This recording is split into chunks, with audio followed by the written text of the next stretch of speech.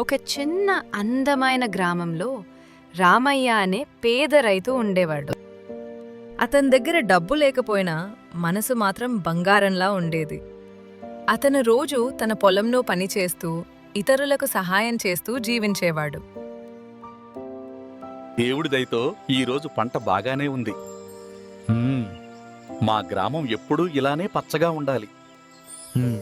ఒకరోజు రామయ్య అడవిలోకి కట్టెలు తెచ్చేందుకు వెళ్ళాడు.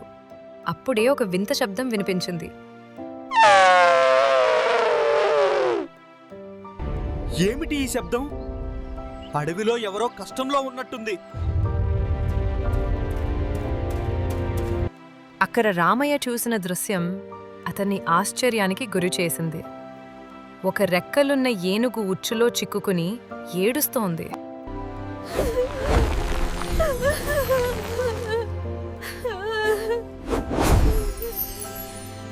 అయ్యో, నన్ను ఎవరు కాపాడుతారు? నేను చెడ్డ మనుషుల చేత బంధించబడ్డాను. భయపడకు, నేనున్నాను. నన్ను నువ్వు కాపాడుతావా? అవును, మంచి చేయడం నా ధర్మం. రామయ్య కత్తితో ఉచ్చును కోస్తాడు. రెక్కల ఏనుగు స్వేచ్ఛగా మారింది. ఆమె రెక్కలు మెరిశాయి. మాయాజాల కాంతి అంతా వ్యాపించింది. రామయ్య, నీ మంచి మనసుకు నేను రుణపడి ఉంటాను. నీ సంతోషమే నాకు బహుమతి. నీలాంటి మంచి మనిషిని నేను ఎప్పటికీ మర్చిపోను. ఏనుగు రామయ్యను తన మీద కూర్చోబెట్టుకుని ఆకాశంలోకి ఎగిరింది. అబ్బా, మనము ఆకాశంలో ఎగురుతున్నామా? ఇది నిజమా కలనా? ఇది మాయా ప్రపంచం.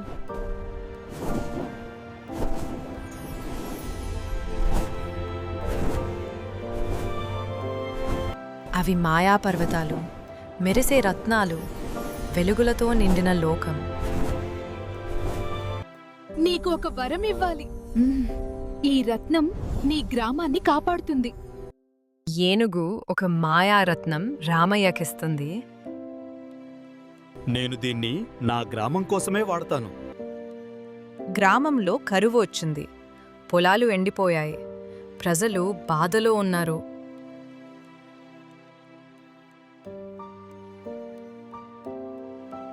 దేవుడా, మా గ్రామాన్ని కాపాడు.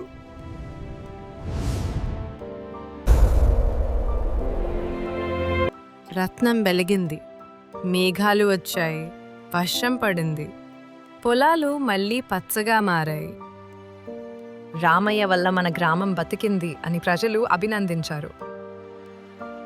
నీ మంచి మనసే నీ నిజమైన శక్తి, రామయ్య. నీకు ధన్యవాదాలు. నీవెప్పటికీ మా హృదయాల్లో ఉంటావు.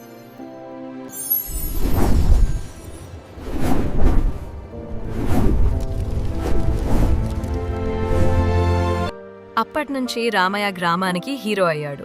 ఎందుకంటే మంచి మనసుతో చేసిన సహాయం ఎప్పటికీ వృధా కాదు.